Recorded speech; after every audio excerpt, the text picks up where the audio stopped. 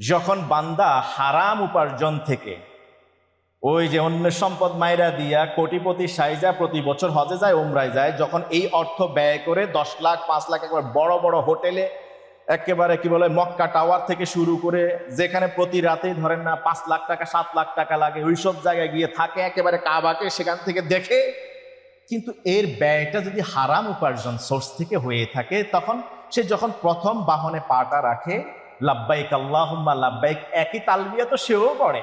আসমান থেকে ঘোষণাকারী এই মর্মে ঘোষণা করেন, লা লাব্বাইকা ওয়ালা সাদাইক, লা লাব্বাইকা ওয়ালা সাদাইক।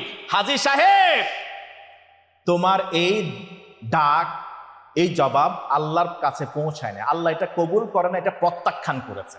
তোমার কোনো হাজিরাই আল্লাহ তাআলা গ্রহণ করেন না। ক্লাসে অনেক সময় দেখা যায় ছাত্রের কোনো কোনো গাফিলতির কারণে শিক্ষক ক্লাসে অ্যাটেন্ড আছে, এরপরেও তাকে অ্যাবসেন্ট দেখায়।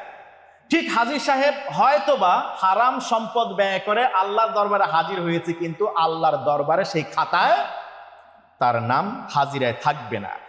জাদুকা হারাম ঘোষণা করা হয়, তুমি যে টাকা ব্যয় করছো এটা হারাম। ওয়া নাফাকাতুকা হারাম, তুমি যে ব্যয় করে আসছো বা ব্যয় করবে সামনে, এই ভরণ পোষণ সবকিছুই হারাম।